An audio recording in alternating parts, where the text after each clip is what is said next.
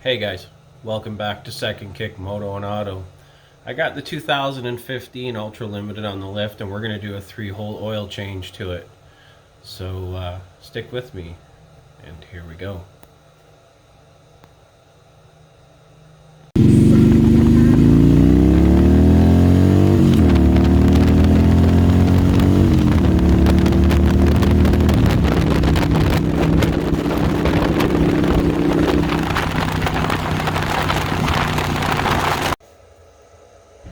Welcome back, guys. Just before I get into the actual oil change, I figured I'd show you some of what you need. Now, I did get spark plugs because I'm going to be doing my spark plugs as well. This is your derby cover gasket. It could vary. It could be this style or the pancake style, depending on what you have. New O-rings for the primary, the oil, and your transmission. I do have this filter catch to catch the oil. It doesn't work 100%, but it prevents some of the oil from spilling on the front of the engine. That's not necessary, but if you have one, it comes in handy. I have a filter wrench for the oil filter, ratchet, extension, and a 5/8 socket that will do, I believe, all three. If not, I will let you know. It definitely does the oil and the transmission. Oil, what viscosity you run depends on your climate that you live in, so check locally for what's recommended. And then we have transmission and primary fluid. So what we're going to be doing is I'm going to be getting a drain pan, and up under here, this is underneath the bike. This is your oil drain. I don't know if I can see up in there. That's your transmission up in that little hole. And then over on this side, this is your primary oil drain. And then these are T25 or T27, I can't remember. Sorry, not meaning to blind you. There, that's better. And we'll be taking those off as well. That's so we can fill up the primary again. So let's get started by dropping the oil. So I'm not going to film the entire procedure here, but I just cracked this loose. This is your oil. This bike is warm. I took it for a ride. It is good to get your bike up to operating temperature before you drain the fluids, because it gets everything, you know, any stuff that might be left in corners or whatnot if it's cold mixed up and into the oil, so you're getting everything out of there that you need to. And just be careful, because when it's at operating temperature, it is really warm. So I want to be careful here, so I'm not going to film this. And as soon as I'm done that, I'll be cracking the transmission loose, the drain that is, and I'll be taking it out as well.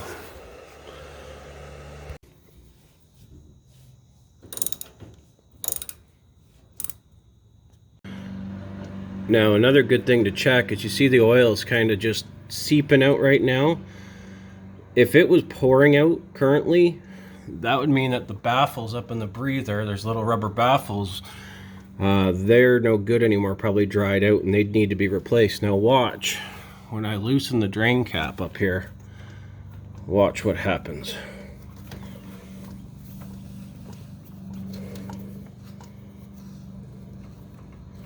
See, now that it's letting air into the system, you'll get a steady flow.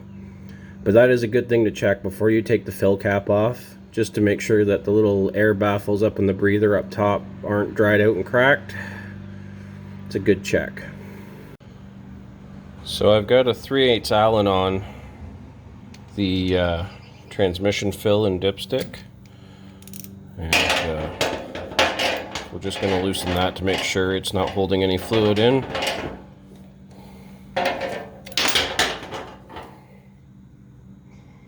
And we're going to let those two drain so I can get the pan out of the way and get my other drain pan in and drain the primary.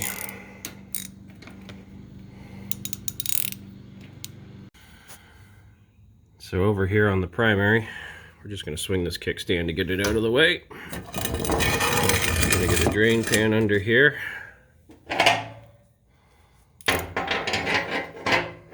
sure this is on loosen. Yes, it is. It is 5/8 as well.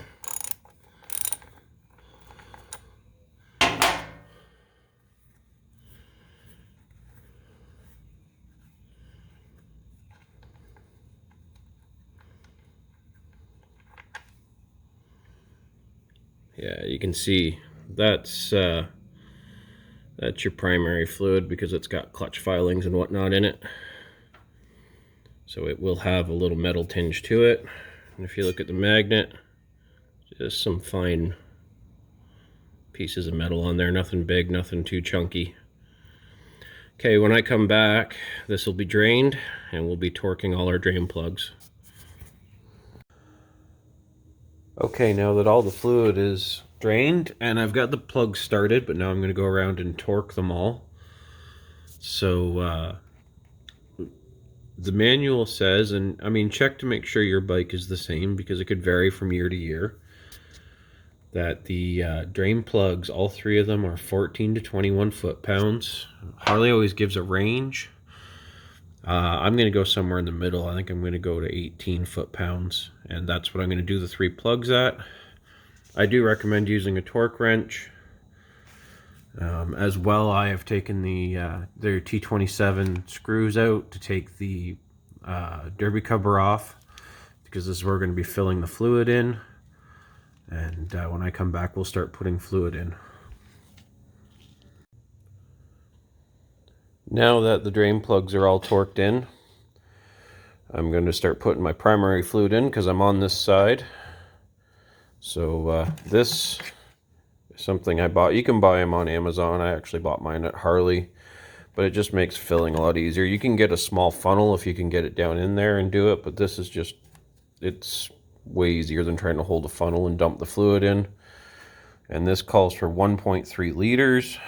Once again, this is sort of bike specific, so please check your own. And of course, if you're in the States, you're going to be going in quarts.